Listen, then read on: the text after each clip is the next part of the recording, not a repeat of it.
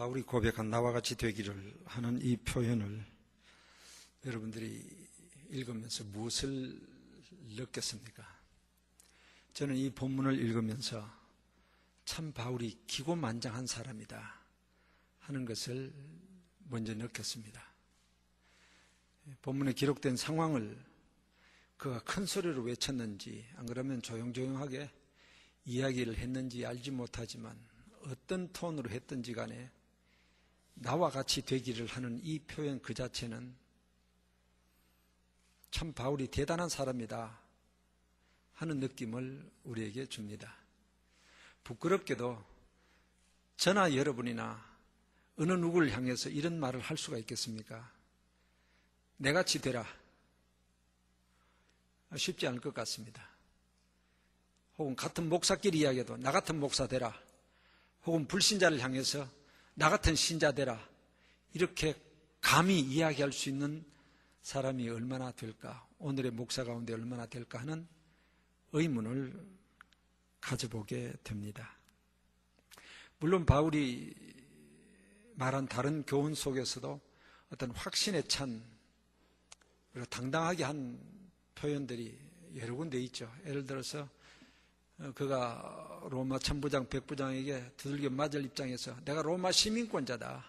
감히 어떻게 나를 때리느냐 이렇게 주장한 적도 있고, 혹은 로마서 8장에 나타난 고백같이 누가 우리를 그리스도의 사랑에서 끊을 수 있느냐 하면서 아주 강하게 외친 부분도 우리가 있습니다만 그 어떤 것보다도 저는 이 본문을 보면서 대단한 사람이다. 나와 같이 되기를. 이것이 무슨 하찮은 사람들 앞에서 한 소리가 아니라 우리가 아는 대로 이 이야기는 그 당시 로마 총독이었던 베스도 앞에서 그리고 아그리빠 왕 앞에서 한 이야기입니다. 그 당시 바울의 처지는 초라한 죄수의 신분입니다. 죄수의 신분에서 그의 생사권을 갖고 있는 총독에게, 왕에게 당신들 나같이 되시오 이렇게 이야기했다는 사실이죠. 26장까지 오기까지의 이 배경을 우리는 잘 알고 있습니다. 바울이 예루살렘에서 체포되고 가이사랴에서 2년간 죄수 아닌 죄수 상태에서 구금을 당하고 있으면서 하나님께서 그에게 주셨던 로마 복음화의 꿈을 그 가이사랴 옥 저 건너편 지중해 건너편 보이는 로마를 향해서 타는 듯한 이 불같은 마음을 그가 가지면서 길이 열리지 않는 안타까움을 가졌다가 마침내 그가 죄수의 신분으로 가이사에게 호소한다는 이 고백 때문에 로마로 갈 수 있는 길이 열리게 되었습니다. 그가 체포당하고 벨릭스에게 억울하게 2년, 그리고 나중에 베스도 앞에서 신문을 받게 됩니다. 그리고 어느 날 아그리빠 왕이 왔을 때에 함께 베스도와 같이 앉은 자리에서 그가 또 다른 신문을 받게 됩니다. 26장 앞부분에서는 바울이 내가 왜 이런 처지가 되었는가 하는 것을 간증적 고백을 하죠. 그것은 바로 다메섹 길의 경험입니다.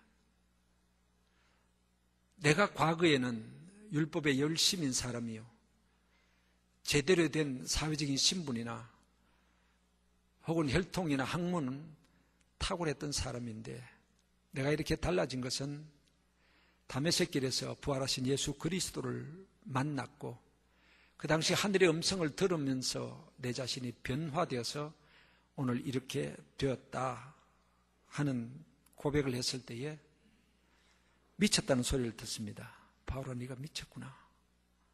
너의 많은 학문이 너를 미치게 한다. 그가 대답하기를 내가 미친 것이 아닙니다. 사실은 미쳤죠. 예수에 미친 거죠. 이 많은 학문이 너를 미치게 한다. 그러나 내가 미친 것이 아니고 온전합니다. 그러면서 아그리빠 왕에게 복음을 제시합니다. 선지자를 믿죠 하면서 복음을 제시했을 때에 아그리빠 왕이 조롱하는 뜻에서 야, 네가 기껏 몇 마디 말 그거 갖고 나를 그리스도인 되게 하려느냐. 그 형편없는 네가 그리스도인인데 네가 형편없는 그 그리스도인 되도록 나를 갖다가 설득하려느냐. 그때 그 한 말이 그것이죠. 말이 많으나 적으나 내가 결박된 이 죄수의 신분 외에는 당신들도 나와 같이 되기를 바랍니다. 참 대단하다. 대단한 사람이다. 다시 한번 느끼게 됩니다. 오늘 우리의 목회자는 이 급변하는 시대에 살고 있으면서 이 변화되는 세상에 정신을 잃을 정도입니다. 그러나 우리는 급변한 세대 속에서 영원히 변치 않는 복음을 갖고 있으며 그 복음으로 가지고 오히려 세상을 변화시키는 사명을 가진 것이 오늘 우리의 목회자의 사명이라고 생각이 되어집니다. 이 본문을 보면서 정말 바울이 가졌던 이 자부심, 그것을 생각하며 동시에 오늘 우리 목회자가 진정으로 회복해야 될 것이 무엇인가 하는 것을 생각해 보고자 합니다. 무엇보다도 28절에 네가 몇 마디로 나를 그리스도인 되게 하렸냐 했을 때 그가 한 말은 말 몇 마디 많으나 적으나 그런 것이 중요한 것이 아니라 당신이 나와 같이 되어야 됩니다.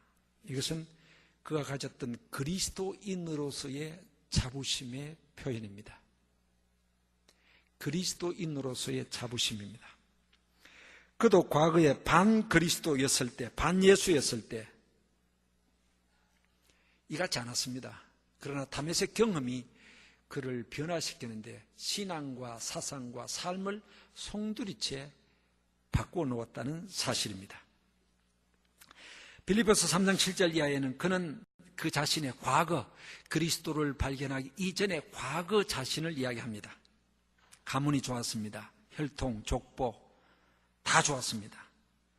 온 세상적인 로마의 시민권도 갖고 있었고 뛰어난 학문도 있었고 보통 사람들이 추구하는, 좋아하는 모든 것을 나는 다 갖고 살았다.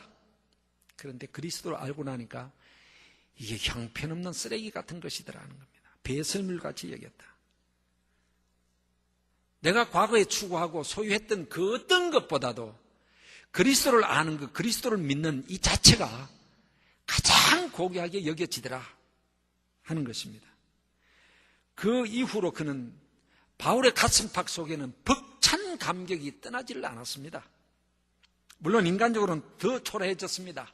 인간적으로는 더 불행해졌습니다. 또 지금과 같은 죄수의 몸까지 되었습니다. 미쳤다는 소리까지 듣습니다. 그러나 그는 왕도 부럽지 않고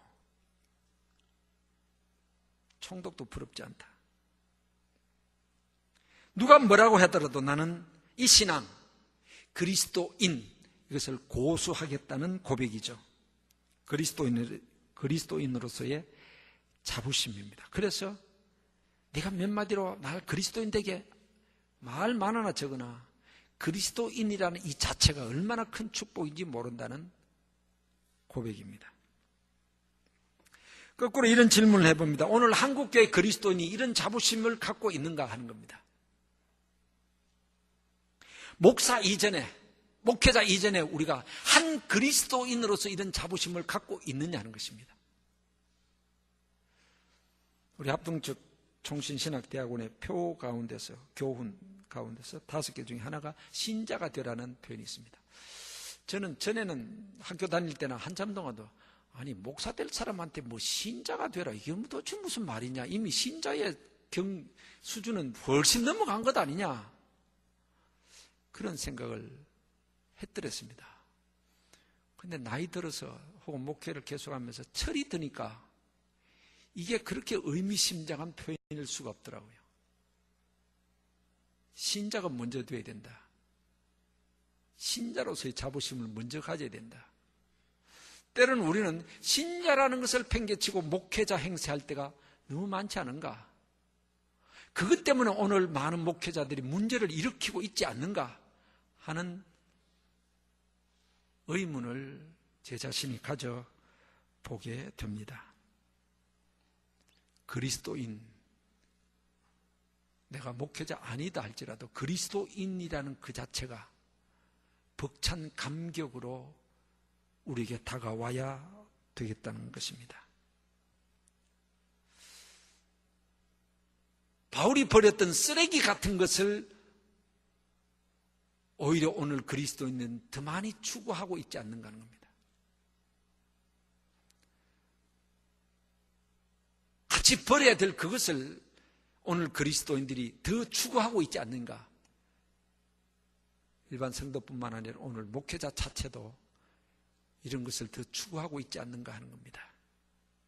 앞선 성도들은 눈물로서 이런 찬송을 부르면서 신앙을 지켰습니다. 천하 영광 다 준데도 주님과는 못 바꿉니다. 눈물로 이 찬송 부르면서 그 믿음을 지켜왔는데 오늘 우리는 천하 영광까지 갈 것 없습니다. 조그마한 어떤 세상적인 그 무엇, 그것 때문에 쉽게 신앙을 팽개쳐버리는 이런 어리석음을 우리가 범하고 있지 않느냐 하는 것입니다. 그리스도인의 자부심을 오늘 목회자된 우리 자신부터 회복하는 것이 필요하다고 믿습니다. 두 번째는 바울의 이 고백 속에는 이방인의 사도로서 가졌던 자부심입니다. 즉 사명감에 충실한 거죠. 다메섹 길에서 그가 변화되었을 때 부활하신 주님으로부터 전해 들은 말씀은 택한 그릇이라는 겁니다. 이방인을 위한 택한 그릇이다. 그릇은 무엇을 담죠? 바울이라는 그릇 속에서는 복음을 담게 된다는 말입니다. 사도행전 9장 15절에 이방인을 위한 택한 그릇. 그 이후로 그는 그 자신의 삶 속에 복음을 담고 평생을 산 사람이죠. 그래서 내가 이 그리스도인일 뿐만 아니라 이방을 위한 사도가 되었다는 이 자체, 내 삶 속에 복음을 담고 있다는 이 자체가 얼마나 감격스러운지 모릅니다. 그래서 디모데전서 1장 12절에 그런 고백을 합니다. 나를 충성되이 여겨 내게 직분을 맡기심이라. 내가 그리스도 예수 우리 주께 감사함은 나를 충성되이 여겨 내게 직분, 곧 이방인의 사도 되게 하셨다. 오늘 우리가 목사들 세계 속에서 야, 바울 사도 대단하다, 이방인의 사도 참 위대한 사람이다 이런 이야기를 합니다만 사실 이 당시 바울의 처한 당시로 보면은 불신자들 세계 속에서 사도 그 아무것도 아닙니다. 뭐 대단하다고 사도가 인정받고 존경받는 직분이 결코 아닙니다. 오늘 우리가 존경하죠. 더욱이 이방인을 위한 사도, 하찮은 존재입니다. 그런데 바울은 그가 이전에 가졌던 율법의 대학자라는 것, 혹은 그가 자랑하는 로마 시민권을 가졌다는 것, 그 어느 것도 이방인의 사도라는 것과는 비교할 수가 없는 것이었습니다. 과거에 추구하고 가졌던 그것은 그로 하여금 세상에서 권세 있고 또 자신감 있고 교만하게 당당하게 살아갈 수 있는 여러 가지를 제공했습니다. 그러나 이방인의 사도가 되고 난 뒤에는 세상적인 누릴 것은 아무것도 없어져 버렸습니다. 3번에 걸친 전도 여행, 그리고 죄수로서 로마행, 엄청난 고난만 그에게 주어졌습니다.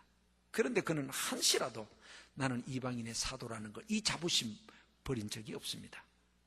하나님께서 나를 이방인의 사도 삼으셨다. 지금도 죄수가 된 것은 이것 때문에 죄수가 되었다. 그렇다고 해서 그는 한 번도 내가 이방인, 하나님 왜 나를 괜히 사도 삼으시고 이방인의 사도 삼으셔서 내 인생을 이렇게 지질이 못나게 살아가게 만듭니까? 한 적이 없습니다.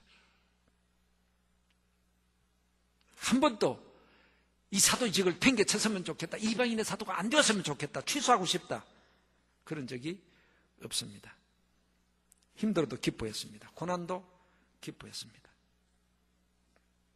오늘 우리는, 여러분은 안 그런지 모르겠습니다만은, 어떤 목회자로서의 삶 속에서, 복음 위에서 살아가는 삶 속에서 어떤 교회 안팎에 고난이 있을 때, 어렵고 힘들 때, 우리는 쉽게 이 십자가를 내가 벗어버릴까 하는 그런 생각을 하는 경우도 있습니다. 부끄럽게도 저는 그런 생각을 한 적이 있었습니다. 물론 제가 경험한 것이 조금은 큰 충격이었기 때문에 그렇습니다. 다른 것이 아니라 제가 예배당 화재 사건을 겪었기 때문에 그렇습니다. 83년도 1월 달이었습니다. 예배당에 불이 나버렸어요. 주일날 저녁에 밤에. 지금 제가 목회하고 있는 곳이 제가 32살 때 부임했습니다. 79년도에 어른 주일 장년 수가 한 650명 모였으니까 굉장히 큰 교회였습니다. 32살짜리한테는 이거는 정말 몸에 맞지 않는 옷이라고 할 정도로 큰 교회였습니다. 장로님들이 전부 저희 아버지 뻘이었습니다. 어린애 취급 당할 만큼 그런 형편인데요. 그런데 하나님께서 은혜를 주셔서 승승장구했습니다. 초반에 잘 나가더라고요. 교인 숫자가 자꾸 불어나는 거예요. 650명, 750명, 800명, 1년에 100명, 200명씩 막 불더니 1000명을 팍 통과하는 거예요.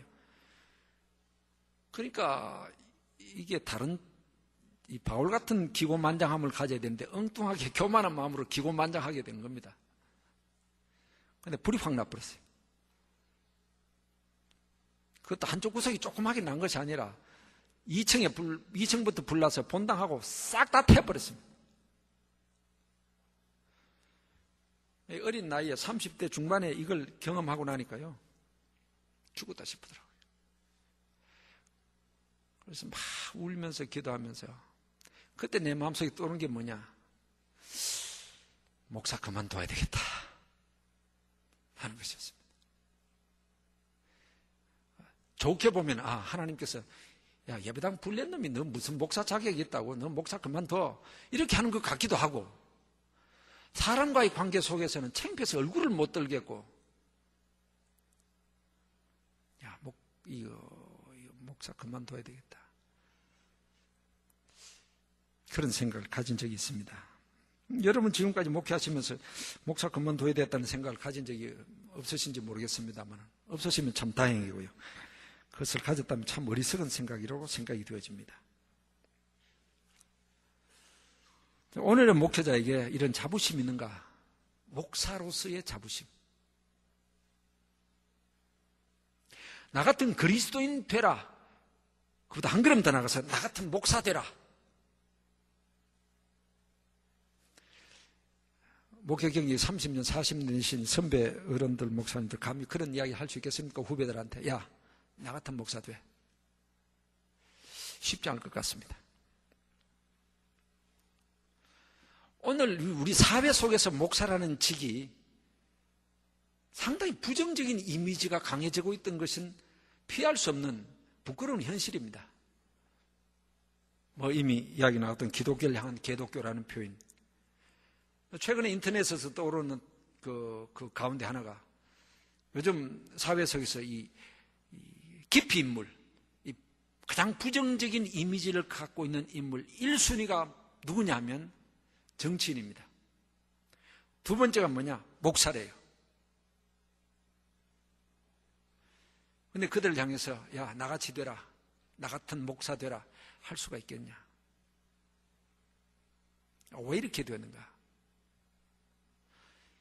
이 문제가 다른 데 있는 것이 아니라 부끄럽게도 목회자인 오늘 우리 자신에게 있다는 사실을 부인할 수가 없습니다.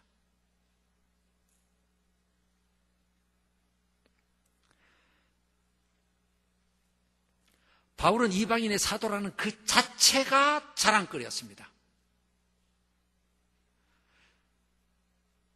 그런데 부끄럽게도 오늘 우리의 목회자라는 그 자체가 자랑이라기보다는 목회자로서 가지고 있는 그것을 자랑하려고 하고 있다는 것입니다.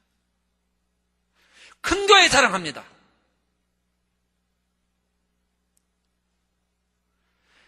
바울이 이전에 다 버렸던 그런 요소들을 추구하고 있습니다. 그것을 소유하려고 하고 있습니다. 그리고 그것을 소유했을 때, 야, 나 이런 목사라고 자랑하려고 합니다. 여기에 모순이 있습니다. 대교회 목사 된 걸 자랑하려고 합니다. 목사가 자랑스러운 것은 내가 대교회 목사이기 때문에 자랑하려고 합니다.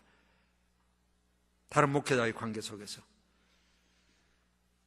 좀 상당히 어폐가 있는 표현이지만 돈 많은 목사 자랑합니다. 목사가 무슨 재주로 돈이 많아지는지 알 수 없습니다만은 돈 많다는 겁니다.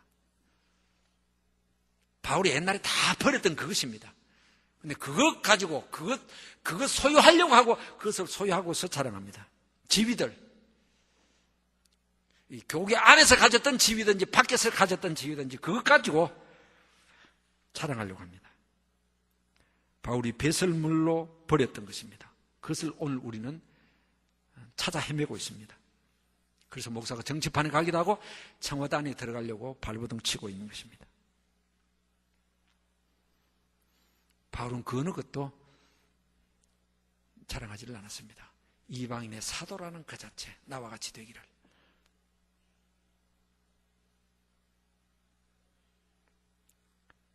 우리가 눈에 보이는 또 외형적으로 소위 성공했다는 것, 그런 성공한 목회자 의식, 또 그 성공한 목회자가 되기 위한 발부둥,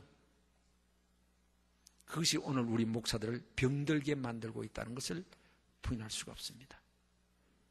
주님은 우리를 목사로 삼으신 것을 가치를 부여하시지, 그래서 충성하는 종이 중요한 것이 성공한 종이 중요하지 않다는 것이죠. 달란트 비유에서도 착하고 충성된 종아 했지, 착하고 성공한 종아 칭찬하지 않았지 않습니까? 그런데 우리는 충성보다도 성공 그 자체를 추구하고 있다는 것이 오늘 우리가 안고 있는 문제라는 사실입니다. 마지막 한 가지, 나와 같이 되기를. 이 말씀 속에서 우리가 회복해야 될 또 다른 하나의 요소는 목회자로서의 삶을 회복해야 되겠다는 것입니다. 오늘 본문에서는 물론 구체적으로 이것을 표현하고 있지 않습니다만은 고린도전서 4장 16절에 나를 본받으라 그랬죠. 나를 본받는 자 되라. 고린도 교회를 향해서. 또 빌립보 3장 17절에도 같은 것을 말하고 있습니다. 본받을 것을 말하고 있습니다. 물론 그 자신의 사명의 삶을 본받으라는 말도 됩니다만 동시적으로 그의 삶을 본받는 것을 교훈하고 있다고 생각이 되어집니다. 바울은 그리스도인이며 동시에 이방인의 사도면서 같이 힘썼던 한 가지가 있습니다. 그건 뭐냐? 답게 살려고 애를 썼습니다. 그리스도인답게, 이방인의 사도답게 살려고 발부둥을 친 사람입니다. 그래서 그는 복음을 전하기만 하고 자신이 버림되지 않기 위해서 고린도전서 9장 27절에 내가 내 자신을 처복종시킨다고 했습니다. 그리고 고린도전서 15장 31절에 우리가 아는 대로 나는 날마다 죽노라고 했습니다. 그건 뭡니까? 자기 자신을 죽이는 생활, 자기 자신을 처복종시키는 삶이었습니다. 왜냐하면 부절히 그의 마음속에 끓어오르는 죄성, 그것이 있었기 때문에 그것을 죽이고 처복종시키지 않으면 자신의 이방인의 사도다운 삶을 살 수 없었기 때문에, 그리스도인다운 삶을 살 수가 없었기 때문에, 성결된 삶을 살 수가 없었기 때문에, 예수 그리스도를 닮아가는 삶을 살 수가 없었기 때문에 그는 그렇게 몸부림쳤던 것입니다. 오늘 목회자 얼마만큼 그리스도를 닮아가는 성결한 삶을 사는가? 부끄럽게도 우리는 목회 기능인으로 전략하는 위험을 늘 안고 있습니다. 목회 기술자가 되기 쉽다는 것이죠. 그래서 CEO라는 표현을 많이 합니다. 어떤 못된 사람은 예수님은 CEO다. 예수님을 CEO라고 말한다면 실패한 CEO가 될 것입니다. 기껏 12명의 제자밖에 기르지 못했으니까. 그래서 오늘 목회자를 향해서 CEO다 이런 표현을 하는데 저는 별로 좋지 않게 생각합니다. 물론 행정가로서의 목회자의 기능이 있죠. 최고 관리자로서의 목회자의 기능을 부인하는 것은 아닙니다만은 CEO가 아닌 목자여야 된다는 거죠. CEO의 심정과 목자적인 심정은 다른 것 아닙니까? 하나님 앞에서 거룩한 소명에 두렵고 떨림으로 서야 되는데 그것보다는 얼마만큼 유능하게 기능을 갖고 있느냐에 급급할 때가 많다는 것입니다.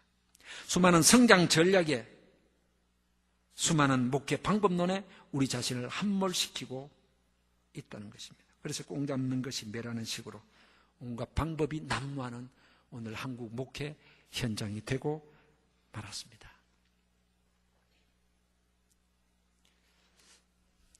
오늘 아침에 정 목사님 설교를 듣고 제가 참 충격받은 가운데 목사님들이 보통 기도를 2시간도 하고 3시간도 하고 하는데 제가 깜짝 놀랐습니다. 기절할 뻔했습니다.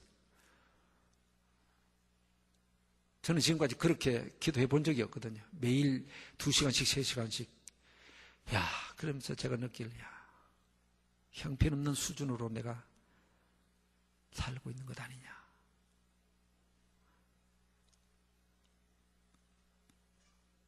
말씀에 대한 깊은 묵상, 그것이 참 내가 미치지 못하고 있다.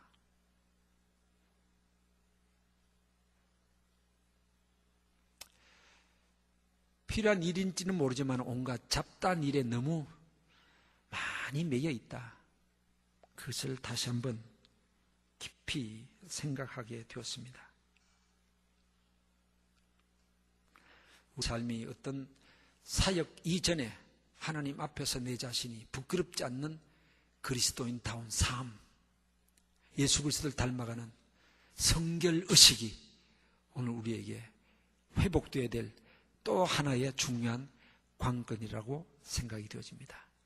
하나님 앞에서 제대로 쓰임받았던 사람들 다 공통점이 있다면 성결이었습니다. 모세가 부름받을 때 뭡니까? 내 발에 신을 벗어라. 이사야가 부름받을 때 나는 입술이 부정한 사람입니다. 입술을 정결케 하는 의식이 먼저 있었던 것을 보면서 이런 생각을 다시 한번 가져보면서 이 원초적인 부르심 앞에, 우리가 원초적인 부르심 앞에 늘 바로 세우는 그런 회복이 오늘 우리 목회자들에게 필요하다고 생각이 되어집니다.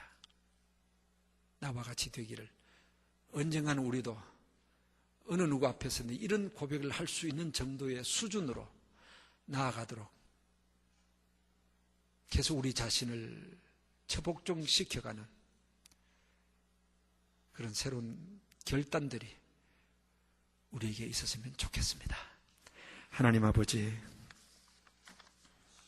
앞선 성도는 이런 고백하며 살았는데 우리는 참 너무 부끄럽다는 것을 느끼게 됩니다. 아버지, 목사 이전에 그리스도인 다워야 되겠고, 목회자라면 목회자다움이 있어야 되겠고, 그리스도인다운 삶을 살아야 되겠지만 오늘 변화되는 한국 사회 속에서 목회자의 현주소, 너무 부끄러움을 느낍니다. 회복시켜 주옵소서. 어느 누구 앞에 당당하게 나와 같이 되기를, 나와 같은 그리스도인이 좋습니다고 불신자를 향해서 외칠 수 있도록, 그리고 그들에게 손가락질 받지 않는 한국 교회가 되기를 원합니다. 오늘 그런 목회자가 되기를 원합니다. 주여 도와주시옵소서. 마음은 참 원입니다. 결심도 여러 번 합니다. 그러나 참 연약한 저희들입니다. 도와주시옵소서. 성령님 도와주시옵소서. 성령님 붙들어 주시옵소서. 성령님 역사하여 주시옵소서. 그래서 목회자가 회복되고 교회가 회복되게 하여 주시옵소서. 그래서 하나님의 영광이 드러나는 한국교회 목회자 되게 하옵소서. 예수님의 이름으로 기도하옵나이다. 아멘.